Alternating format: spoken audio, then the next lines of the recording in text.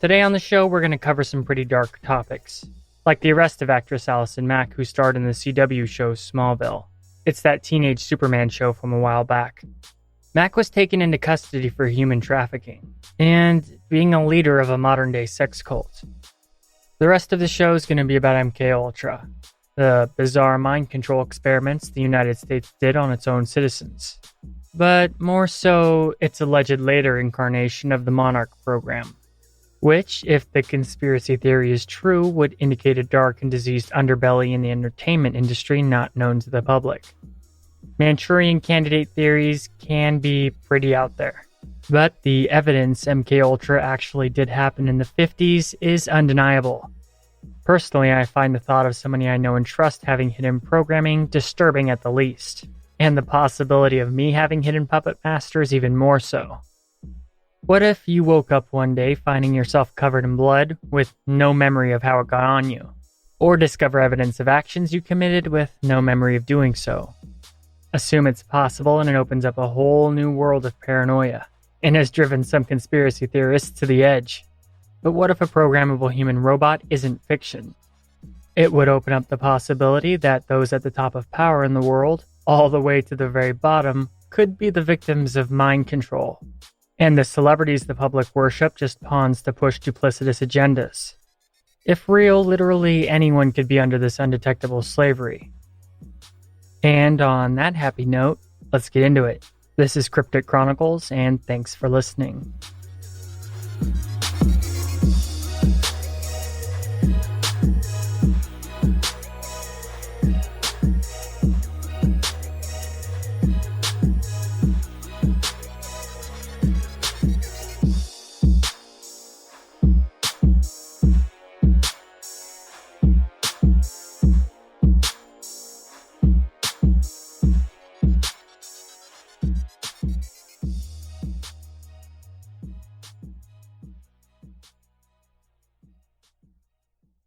Okay, so recently the Smallville actress Allison Mack was arrested for being a member of a pretty twisted sex cult.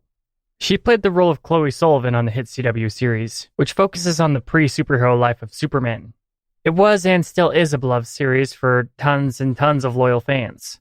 But the craziest thing is that she was arrested for human trafficking. The sex cult's name is NXIVM, which was founded by a man named Keith Raniere back in 1998. Supposedly, this cult is all about being a multi-level marketing organization that offers personal and professional development seminars. Their official website describes them as a company whose mission is to raise human awareness, foster an ethical humanitarian civilization, and celebrate what it means to be human. So yeah, I don't know how much more pretentious you can get when describing yourself, but there it is. Since NXIVM's inception, all the way up into current times, it's been described as a cult by reporters and by former members. They've offered alleged executive success programs, which reportedly over 12,000 people have attended, including many famous people in politics and Hollywood, like a former Surgeon General of the United States, as well as Sheila Johnson, co-founder of the BET channel. What NXIVM has taught over its time is highly secretive, and all who take part are subject to non-disclosure agreements under the pretense of trade secrets. But it's always just been a front for a mind-slave human trafficking sex cult, apparently. A sex cult that's had connections discovered to many powerful politicians as well as prominent celebrities. Allison Mack was arrested a couple weeks ago for being a high-ranking member of this sex cult, in some cases said to be second in command under the founder himself, Keith Raniere. Mack was a main recruiter for NXIVM, masquerading the cult as a self-help organization meant to empower women. But a wrench was thrown in their plans back in October 2017 when a New York Times investigation revealed that the women involved in the organization were referred to as slaves, and were basically branded like cows with the initials of Raniere and Mack in their pubic areas, which was done in an incredibly painful way over the span of half an hour with a soldering pen. And during this horrible ordeal, the victims were held down by the other sex slaves against their will. Yep, pretty much sounds like a nightmare. Raniere forced the women on these crazy diets to the point where sometimes they'd starve, and all this because he sexually preferred skinny women. After brainwashing, they were forced to have sex with Raniere whenever he wanted, or even one of his random buddies, but if the brainwashing didn't work, they would even be forced to have sex against their will. Disturbingly, this sick cult has connections and branches all over the world, But it all looks like it's going to come to an end soon because Rainier is arrested and is scheduled to appear in a Brooklyn federal court this week seeking bail. Everyone who was a fan of Smallville basically had a rug ripped out from under them. Yes, actors aren't the characters they portray in shows and movies, but it's really hard not to associate actors with the characters they play. Because in Smallville, Chloe was apparently nothing like her real-world persona. She was moral, upright, and good, and was just a good reflection of all the positive things Superman stood for. So to the fans, it would be like Mother Teresa turning out to be some kind of child abuser or something. Some fans have even reacted in outrage, saying they should boycott everything Smallville even. That's a bit drastic considering that everybody else on the show had nothing to do with the cult. Well, other than Kristen Kruk, but I'll get into that in a second. But it's very safe to say that Mack won't be welcome anymore at Smallville cons, or basically anything public that has to do with the show or cast. Oddly enough, though, it was Kristen Kruk who played Lana Lang on the show that introduced Mack to NXIVM. This took place back in 2006, and Kruk denies any involvement in the organization's seedier side. She says that back when she was a part of the cult, all the ritual brandings, brainwashing, and abuse wasn't a thing yet, which obviously most people aren't buying. She said recently on Twitter that any accusations she was ever in the inner circle or recruited women as sex slaves are blatantly false. Her denial for good reason raises some eyebrows, but I guess it is possible that she was only permitted the surface knowledge of the cult, despite how unlikely that may be. Don't really know enough about her to have a solid opinion yet, but Kruk was definitely the one who got Mack into NXIVM. In order to gain entrance into this sex cult, initiates are required to give the recruiter, or master as they're forced to be called, a decent amount of collateral, in the form of naked photographs or any other compromising material, or compromising information of friends and family, as well as control over their personal property. And of course, if they left NXIVM, all this compromising stuff would be released to the public and their property seized, which I guess is a pretty solid way of keeping people under the thumb and forcing indoctrination.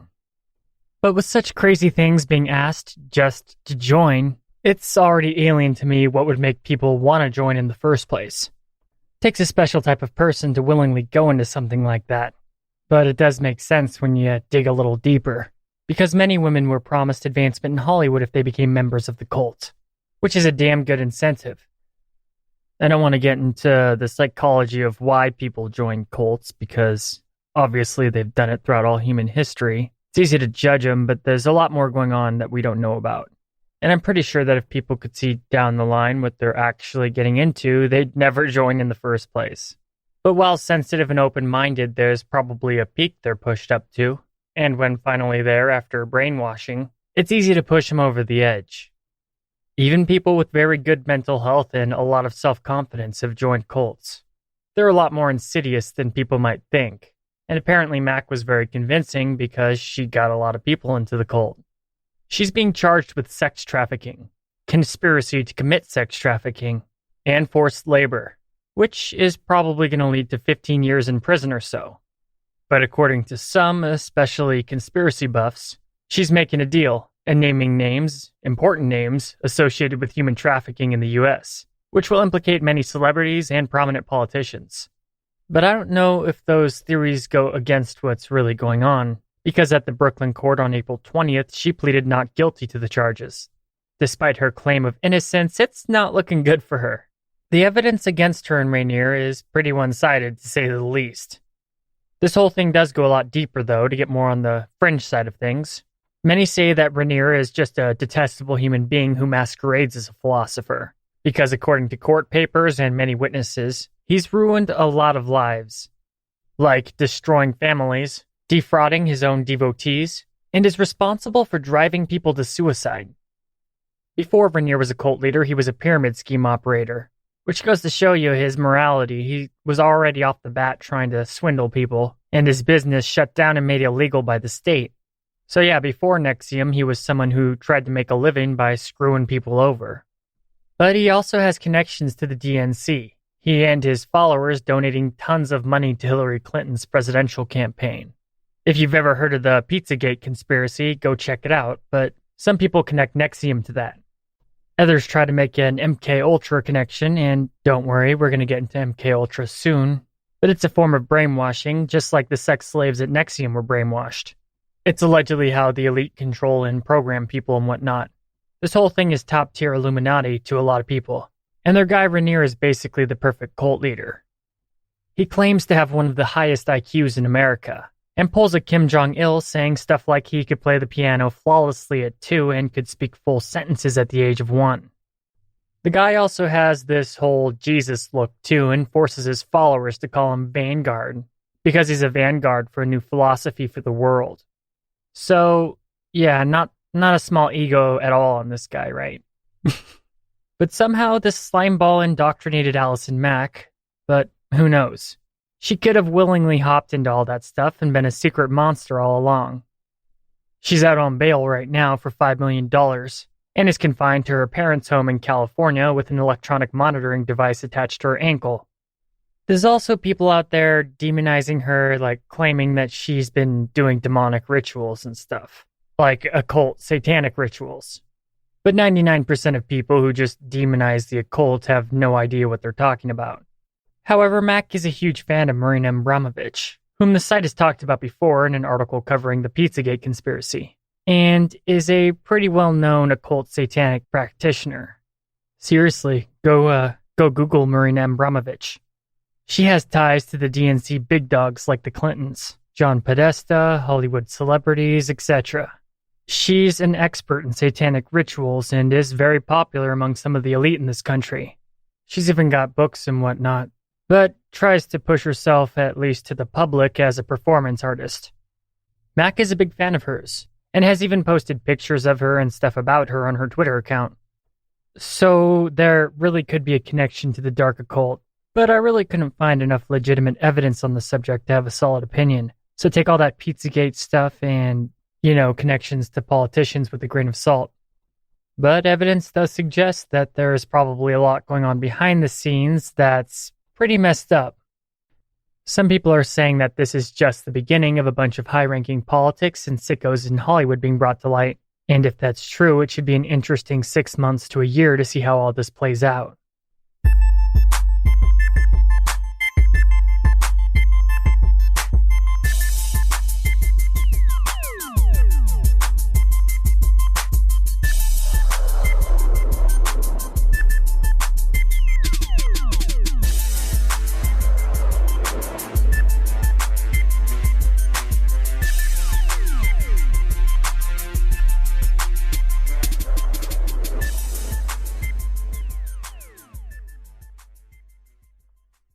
Alright, now into MK Ultra. And the craziest thing about MK Ultra is it's not science fiction or conspiracy. It's a fact. Documents regarding it were released to the public because of the Freedom of Information Act. The CIA did indeed perform experiments on their citizens in an attempt to discover brainwashing techniques. But they weren't the only ones. The US, Russia, and China all had brainwashing programs going on during the 50s. Their objective was to take common people and be able to program them as assassins. And doing this without them even knowing. Basically to create the Manchurian Candidate. In saying that, though, there may be some conspiracy theories that go a little bit overboard concerning it. But we're here to talk about all of the perspectives of it, even the super weird stuff. So don't take everything I say in this episode as fact, especially later when I get into the Monarch stuff, but keep an open mind. Because MK Ultra 100% did actually happen. It all started with the CIA slipping LSD to unsuspecting citizens. At first, they were pretty convinced that LSD was the key to discovering brainwashing. But the mainstream government program pretty much began at the end of the Korean War. The government and American people were horrified at the seemingly brainwashed POWs of the conflict after their return home. Some returning captured GIs were confessing to war crimes that they obviously never committed, because they were against US and international law. But they also, more horrifyingly to the people at that time, seemed to be totally converted to communist ideology, and were preaching it wherever they went. Which doesn't seem like a very big deal now, but back then it really scared people. The CIA had basically only been becoming more and more powerful in those days, especially after World War II. And on April 10th, 1953, Alan Dulles, the first citizen director of the CIA, gave a speech, It was to address these fears of the American people. And I quote, "In the past few years, we have become accustomed to hearing much about the battle for men's minds, the war of ideologies. I wonder, however, whether we clearly perceive the magnitude of the problem, whether we realize how sinister the battle for men's minds has become in Soviet hands. We might call it, in its new form, brain warfare." End quote. They thought the stakes were so high, unethical behavior seemed necessary. They had to abandon human values in order to keep up with the Soviets. So the CIA began their experiments, which involved torturing their own citizens. Because 3 days after that speech, Dulles approved the beginning of MK-Ultra, and he desperately hoped it would turn the tide in the Allies' favor during the Cold War. At first, it was mainly focused on behavior modification, like electroshock therapy, hypnosis, polygraphs, radiation, drugs, toxins, and all kinds of chemicals were used on these test subjects. Some of these test subjects were actually volunteers, but most were coerced or forced. There were also many who just had no clue what was going on, or that they were even being experimented on by the government. A popular way to get children for the experiments was blackmail. They weren't that picky, though, because they would just kidnap people and kids right off the street, too. They would take people from basically all aspects of life: mentally impaired, children of American soldiers, children of sexual psychopaths, lower class, middle class, you name it. They really did spare no expense in gathering data for the experiments.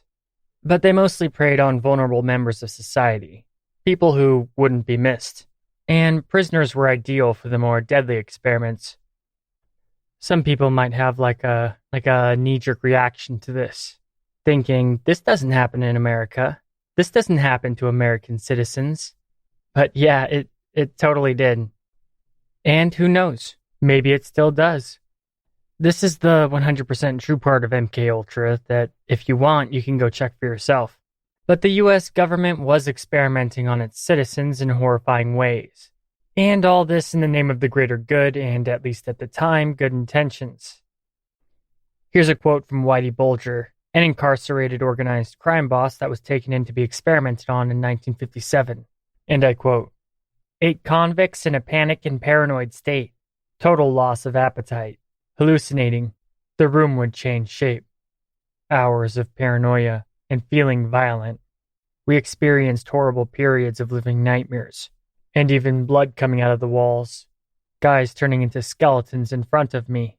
I saw a camera change into the head of a dog. I felt like I was going insane." End quote. So yeah, that sounds pretty fun. A man in charge of some of these experiments, named George White, created a special room in Berkeley, California. This room had a two-way mirror, and was completely bugged. White would sit behind the mirror with other CIA agents, and basically watch people who were both knowingly dosed and unknowingly dosed with LSD, among other experiments too. And the funniest thing is they would be lured there by prostitutes working for the government. But White's interests slowly changed from the effects of LSD to the sex, to the point it was nicknamed the CIA's carnal operations, and CIA operatives would flock to work on the program for sexual, not professional reasons. They enjoyed watching the sex, as well as the prostitutes subtly interrogating the victims for information. Right after sex proved to be the most efficient time to get info. It was later proven White's experiments were more about voyeurism than brainwash research. And this is what he would say on the matter, and I quote, "Where else could a red-blooded American boy lie, kill, cheat, steal, rape, and pillage with the sanction and blessing of the All-Highest?" End quote. And this is a guy in charge of a whole section of research speaking. A guy that's a part of our government. A guy given godly power over common citizens. So it's a historical fact that MKUltra was real, and that the US government had no problem with committing unethical experiments on its own people. And the CIA was more successful than they could have ever imagined, giving the government and the elite far more power than they could have ever dreamed of. MKUltra mind control was so successful it essentially created human robots, and the government's brain warfare only became more efficient in all its aspects. It all reminds me of the messed up government experiments done in the show Stranger Things. But truth is always stranger than fiction. So these experiments would go on and get more weird and twisted, even leading to the death of somebody who was unknowingly dosed with LSD. He was pushed out a window of a really high building, or he jumped out depending on who you ask and who's saying what.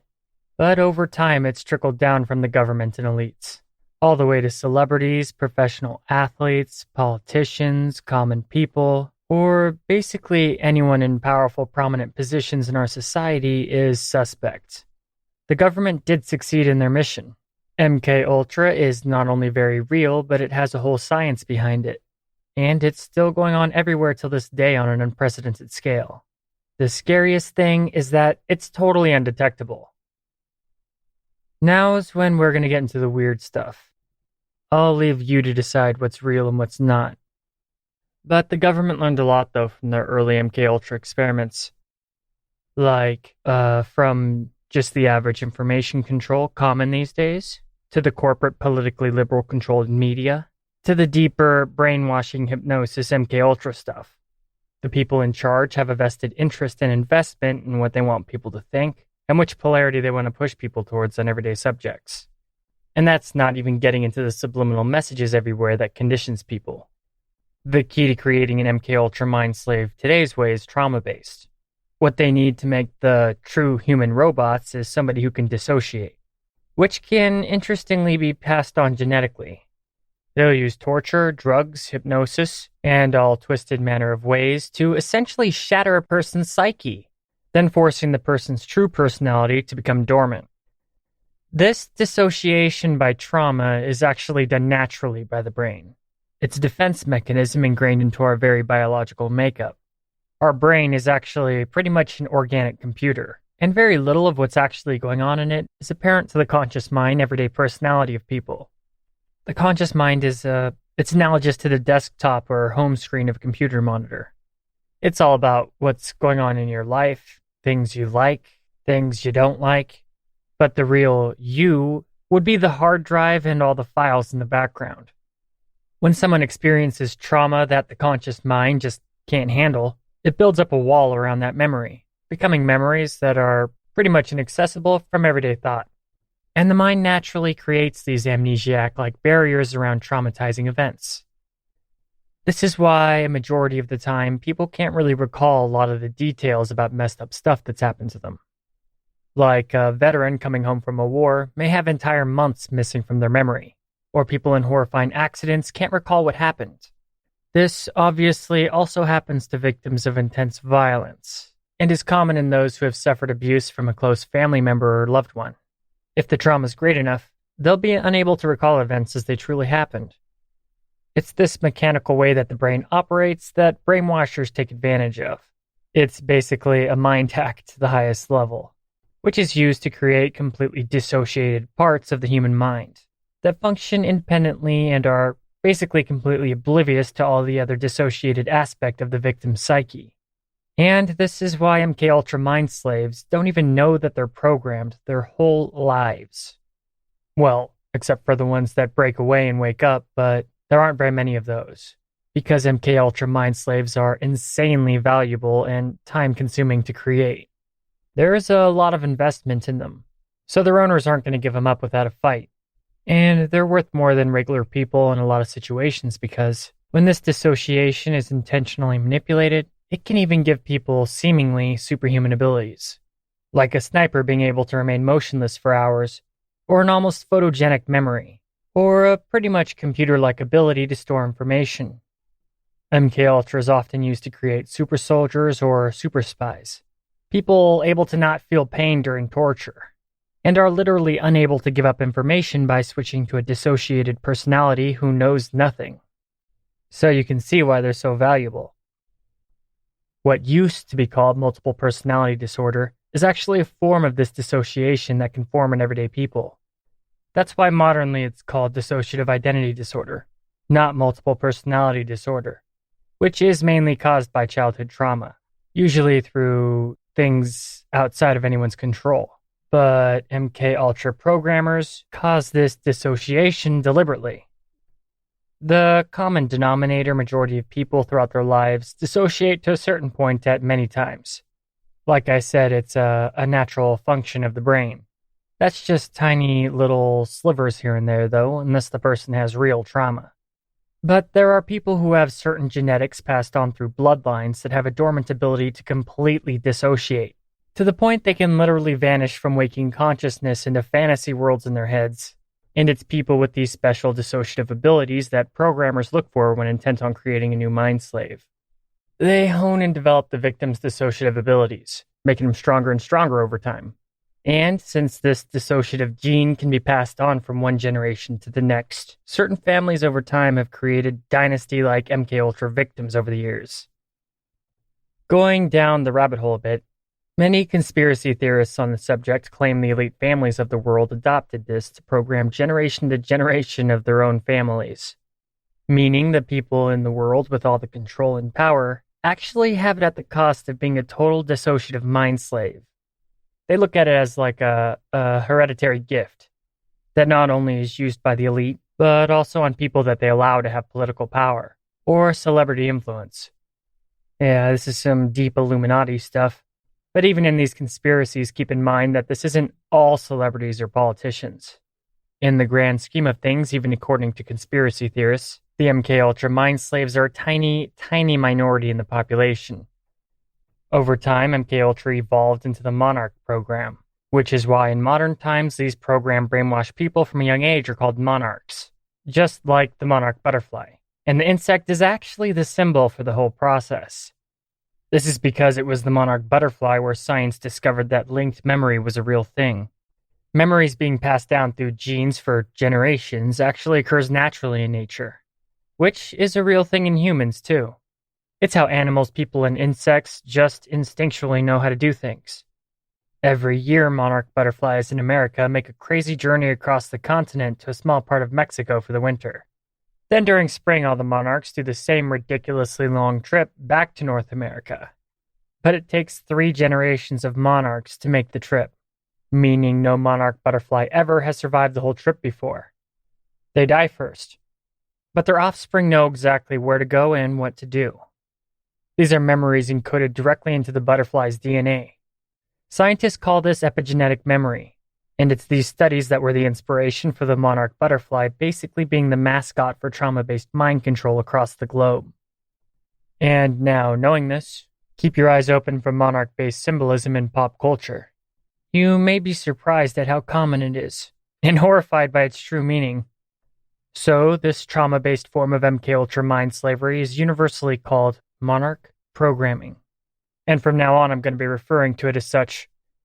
According to the more conspiracy side of stuff, it's these so-called Illuminati elite families that are behind most of the Monarch programming these days.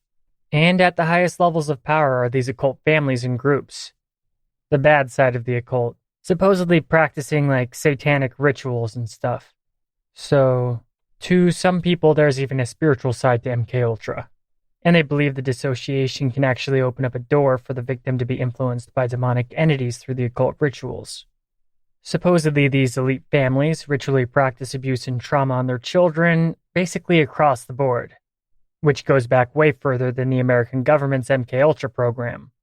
I found a lot of contradicting info on this part, but apparently there's a generation to generation of elite families going back as far as the Byzantine Empire in some cases, that all practice this trauma-based mind control, and that these families made bargains with demonic entities to do this from one generation to the next. In return, they're granted power and influence. This stuff is really down the rabbit hole, though, but shouldn't dissuade anyone from the reality of Monarch programming. Because despite these highly bizarre theories about occult elite families, I don't want to take away from the seriousness of MKUltra. Using dissociation to program multiple personalities into somebody is a real thing. They even use the term to reference these trauma-based mind slaves, calling them multiples. But even though this enhanced form of dissociation is passed down genetically, it remains dormant unless activated through trauma. Trauma and abuse is what really gives the victim the ability to create multiples. And over time, programmers have come up with specific methodologies in order to guarantee success in susceptible subjects. This is because it's truly necessary that the right victim is chosen for the process, since it's so time-consuming and expensive. They perform extensive tests on possible Monarch subjects to gauge their abilities to dissociate from a very young age. This is because the people doing the programming won't waste time and money on a mind that can't fully dissociate. But when they find a good one, they nurture the dissociative ability and the ability to be hypnotized, basically exploiting the computer-like functions of the human mind. When the victim is fully cracked, they can then implant multiples to basically perform any of the tasks for the future they want in their Monarch.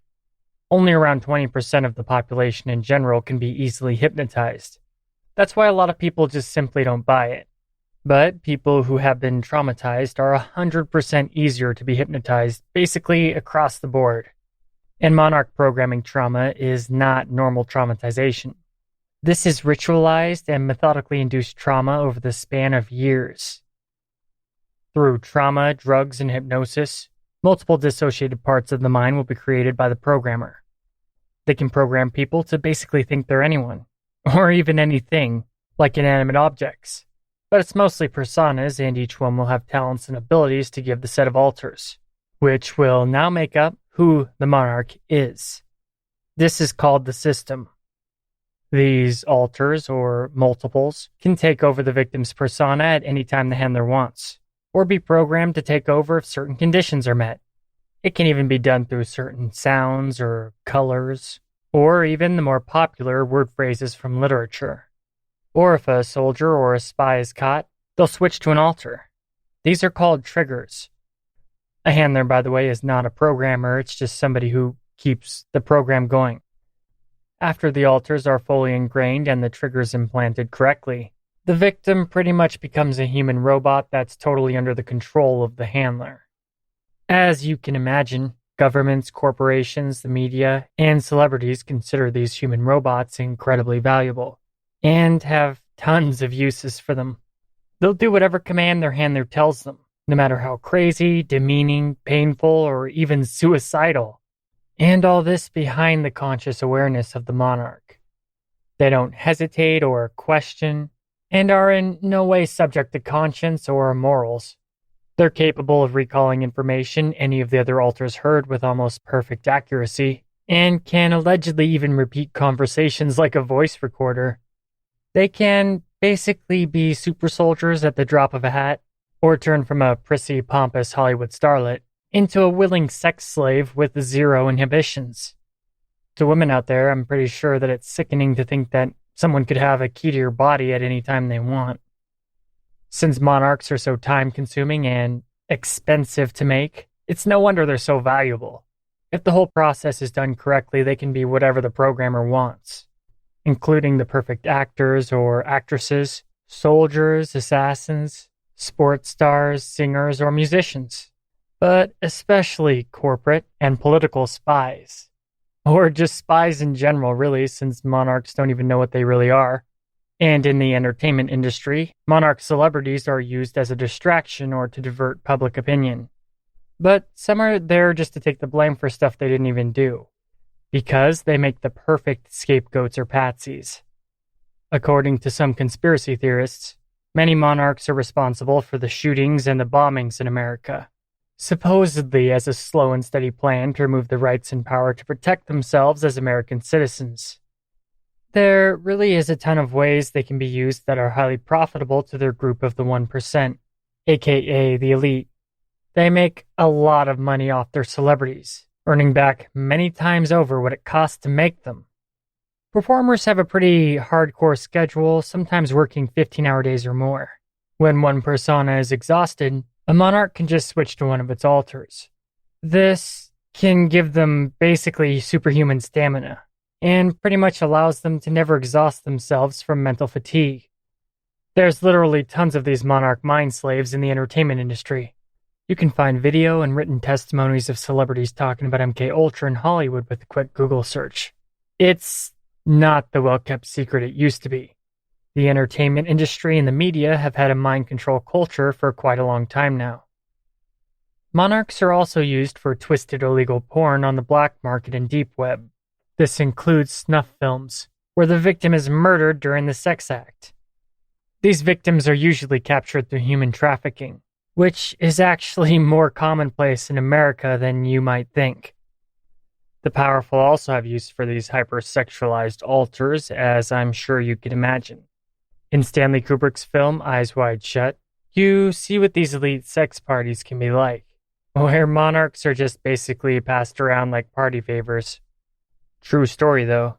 Kubrick based it off an actual party the Rothschilds held in the 70s. So it was actually far more fact than fiction, which is pretty disturbing. But it isn't just a thing of the past, because stuff like this still happens to this day. And if these stories are to be believed, many so-called assassins throughout the later half of the 20th century were actually MK-Ultra trauma-based mind slaves. For example, Mark David Chapman, who shot John Lennon. After murdering the famous Beatles singer, he calmly sat down and began reading Catcher in the Rye. Ex-President Ronald Reagan's attempted assassin also had Catcher in the Rye, as well as Lee Harvey Oswald, who allegedly killed JFK. And that's just a handful of really strange links to Catcher in the Rye. There's actually a lot more. This is because mind control researchers know that literature is often used as triggers to control these brainwashed victims. And in the past, Catcher in the Rye was one of the favorite of programmers to input triggers. Monarch slaves will also be used to infiltrate organizations, with the surface alter persona totally unaware of its true objectives, and in all honesty thinks that they're completely loyal or into whatever organization that is.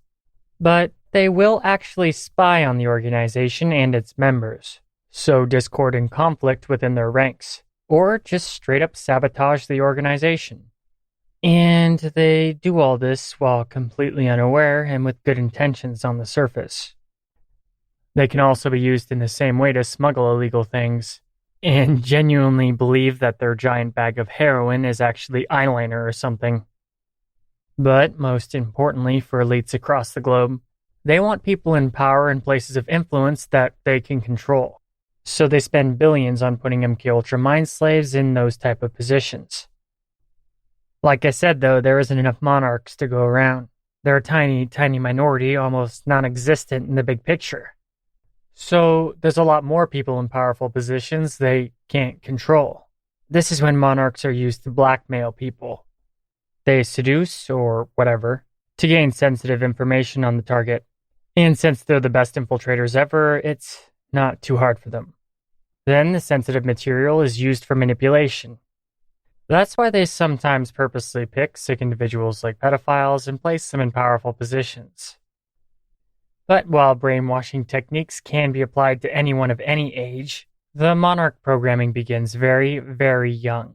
According to some whistleblowers, this can even start as a baby or even in the womb.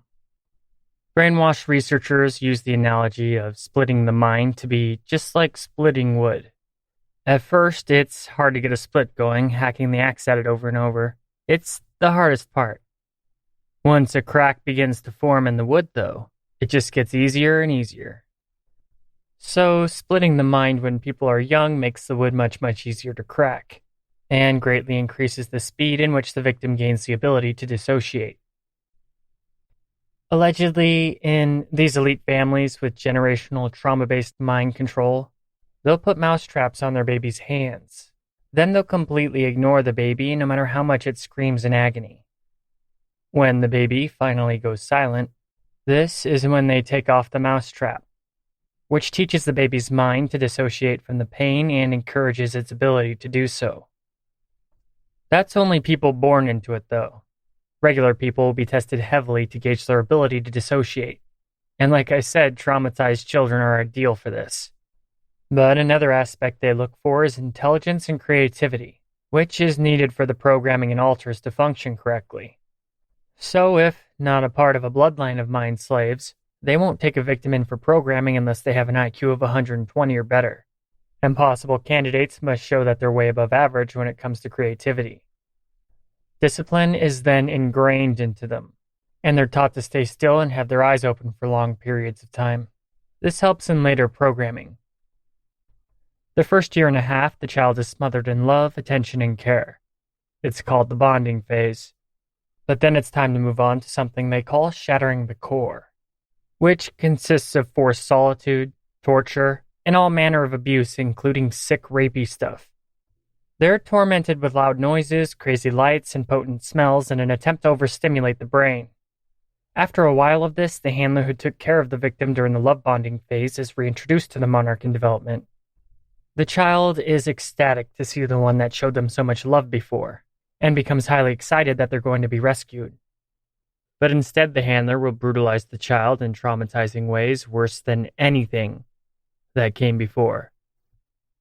This is the linchpin that finally shatters the mind.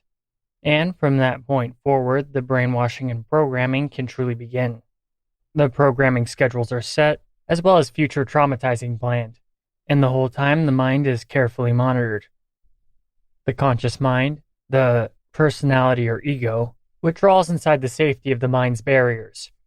Then the subconscious doors are pretty much completely open to the programmers, and the victim is in the highest of all suggestible states.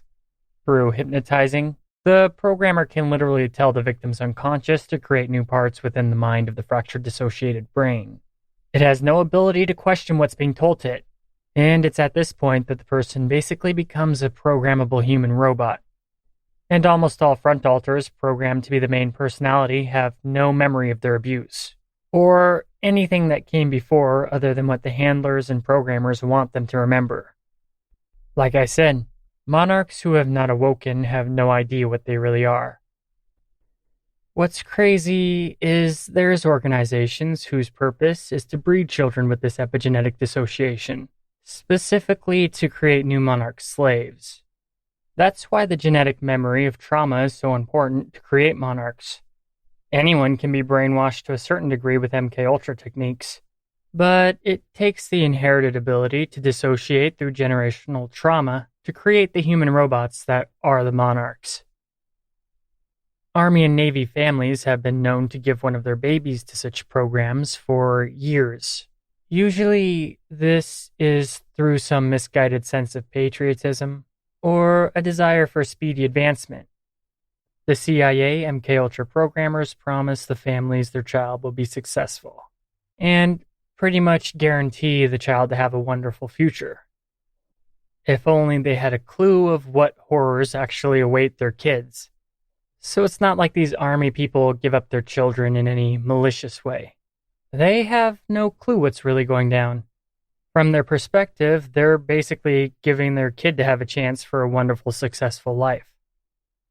There is a certain amount of the population with the genetic ability to dissociate easily through past and generational trauma. It's these people these organizations go to recruit new children for the programming. But they'll also just resort to kidnapping them. To these people, blackmail is always on the menu too to get new victims. Like if they find a father who's been molesting their child, they won't arrest him. They'll offer him a deal. They'll take the traumatized kid in exchange for the person's freedom, as well as some financial compensation usually too. But the child always does have to fit the requirements. They gotta have an IQ at 120 or higher, be creative, and have an enhanced ability to dissociate because of their trauma. A prominent whistleblower and victim, Kathy O'Brien, was brought into a Monarch program through just such a blackmail. Her dad was caught distributing child porn of her through the mail, but he got caught and made a deal to save his own butt by selling her to the program. But many parents, especially in the entertainment industry, put their kids in these programs with an ends justify the means perspective. Yeah, their kid will be mentally shattered and brainwashed, but it's almost a guarantee they'll become a famous actor, singer, comedian, politician, sports star, or just generally a celebrity.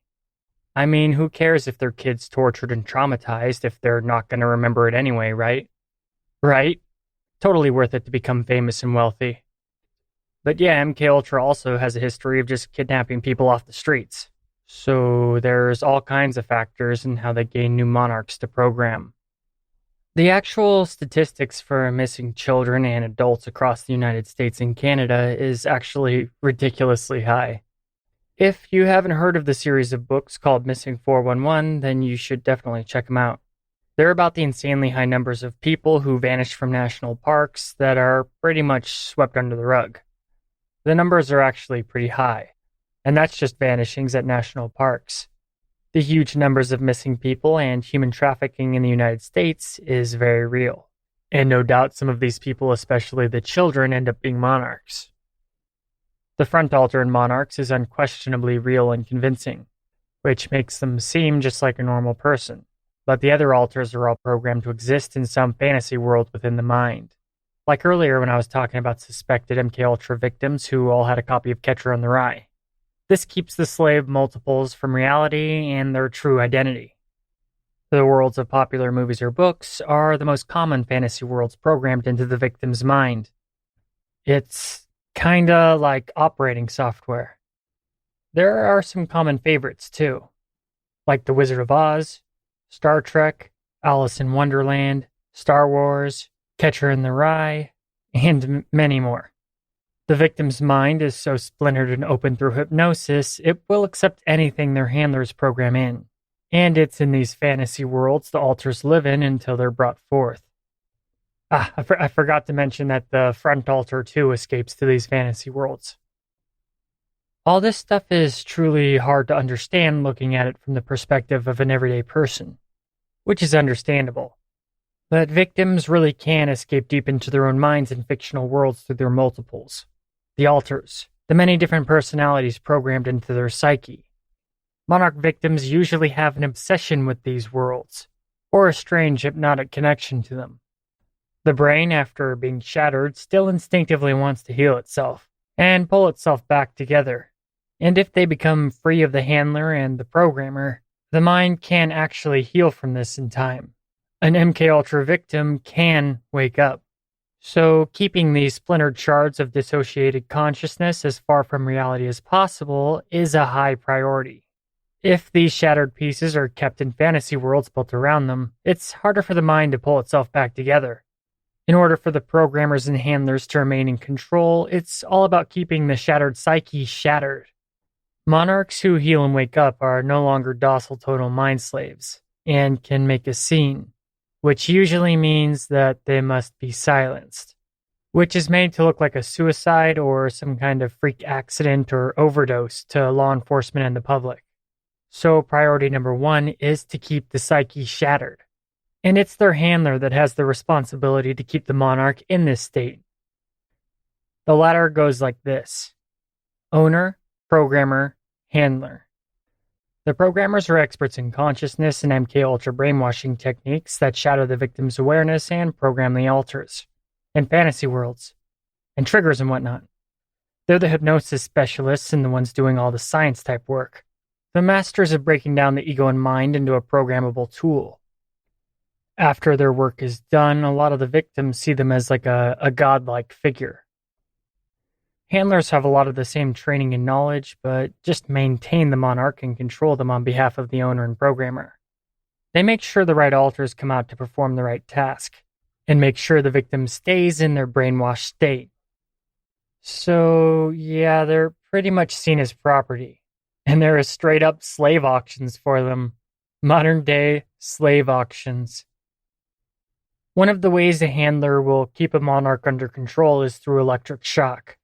This fries neurons in the brain that would normally lead to the development of a long-term memory.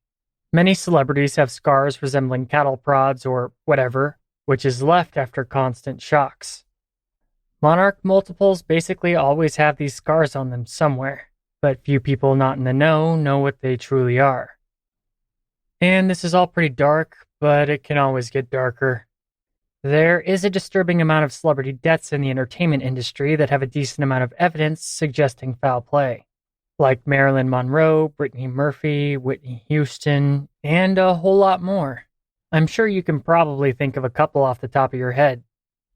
Well, many researchers think that these are cases where something was going wrong with the monarch's programming, where the victim was waking up and putting together their shattered psyche, or that there was just more profit in their death to the right people, as in the Michael Jackson conspiracy. I'll post some videos of alleged glitches and celebrity monarchs captured on film in the show notes, so go check them out because some are pretty trippy. Researchers on MKUltra programming conclude that even though the whole process is very successful, It all pretty much seems to come apart for the victims between the ages of 27 and 30. That's why so many celebrities in the entertainment industry seem to have mental breakdowns in those years. It's kinda ridiculously common. The system starts to fall apart, and the victim switches to alters at inappropriate times. Whether it's just wiring getting loose or it's the victim trying to pull their shattered psyche back together isn't known. But if you look at celebrity meltdowns, it usually occurs between the ages of 27 and 30. Celebrity parents willingly sold their kids into these programs to guarantee success. The reasoning basically that the end justifies the means. And if the kids have no memory of their trauma and abuse, then what harm is there? When they inevitably reach the meltdown stage, though, the victim has to be returned to their programmers for reprogramming. To the public, though, they just say that the celebrity in question is going to rehab. According to conspiracy theorists, there's always some clues if someone may be under MKUltra mind control. One of which is the ever-present handler. This isn't easy to spot, though, because a handler can pose as people above suspicion, like a manager or a family friend or advisor or even security guards, or just a member of that person's entourage. The handler uses triggers to control the Monarch and bring out the alters when appropriate, as well as eradicating the Monarch's short-term memory through electroshock when necessary. But the handler could really be anybody, and are so bonded through brainwash with the victim that the Monarch never sees them for what they really are, and usually even has a twisted affection for them. Another sign is just the strange glitches Monarchs have once in a while, which I already mentioned earlier. These glitches have even been filmed on live TV, as well as people's personal recording devices and then inevitably put on the internet.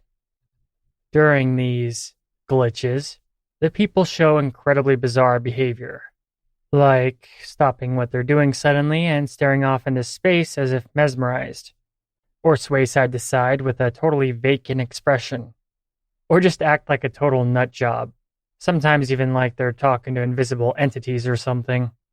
They can seem to switch personalities and say insane things, then switch back and continue like nothing happened. Or they can seem to react to things that aren't there, or even talk to them or talk as if people are there, but no one is. They can also seem to have spontaneous creepy facial expressions before switching back instantly nonchalantly. It's really weird to watch and definitely not something normal people do.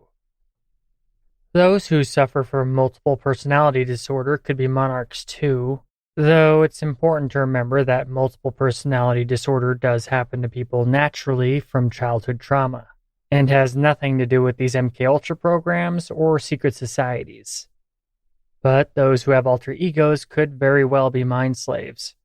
Multiple personality disorder is rare, but it seems to be pretty common in the entertainment industry. Another sign that's not always prevalent, but to researchers can be an indicator, is if one eye of a person is slightly open more than the other. Like, one eye is just more lidded when they're naturally looking around. I'm not sure how accurate that is because it seems pretty common to me. Another thing to look for is symbolism in plain sight. Secret societies, or these brainwash programs too, communicate and are linked to one another through symbolism. And the public just doesn't understand this occult symbolism, so it goes right over their heads. It's only for those in the know, but this symbolism is usually out in the open on display for everyone to see. The Monarch, or just plain butterfly symbolism, is one of these symbolic dog collar-like calling cards. So keep your eyes peeled because apparently this is like literally everywhere in the entertainment industry. Other symbolism is shattered mirrors or shattered glass with the person's reflection in all the pieces. It's usually artistically done, but it's also a calling card for MKUltra.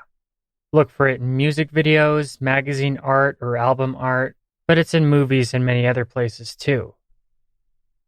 Diamonds are another form of symbolism which represent elitist or presidential sex slaves. Other forms of symbolism are Mickey Mouse ears, hair dyed blonde or blonde wigs, an excess amount of black and white, Conspiracy theorists have a lot of this stuff. I could go on.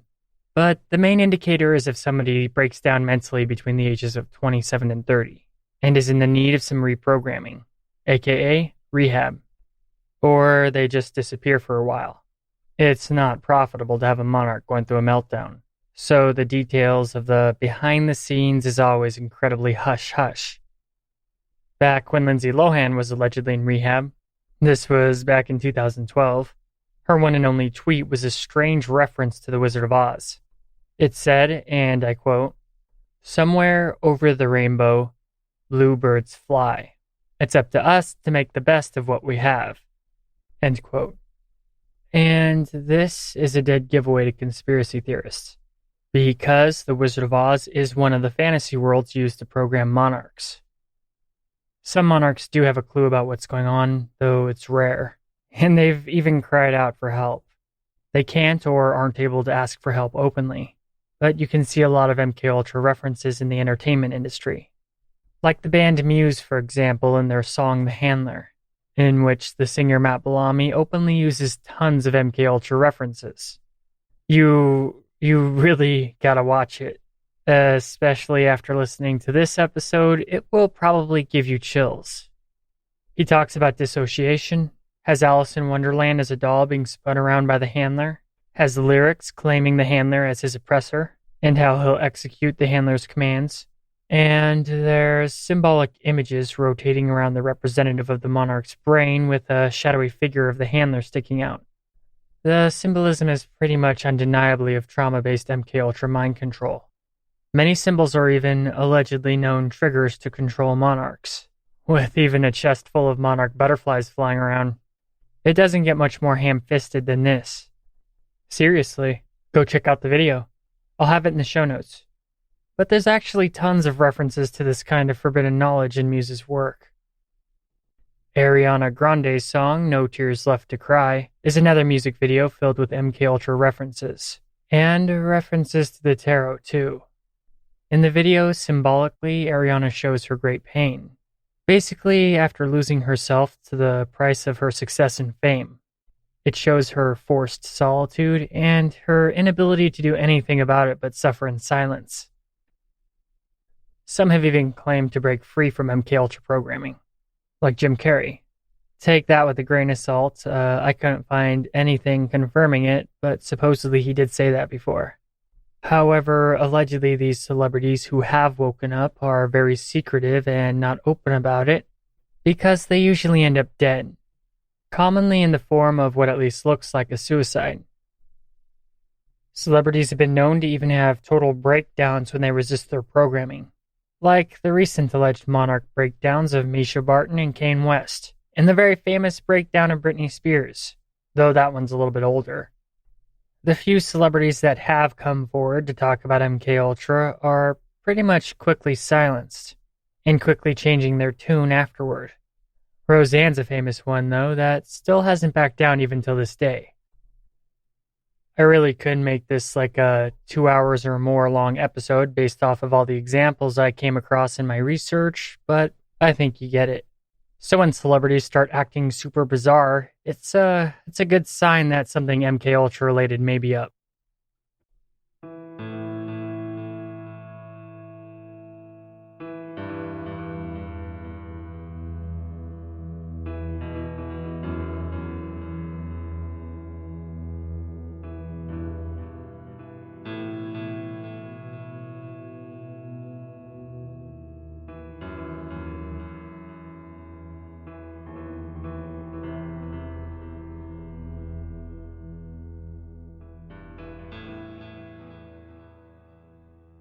Alright, that's a wrap for this episode.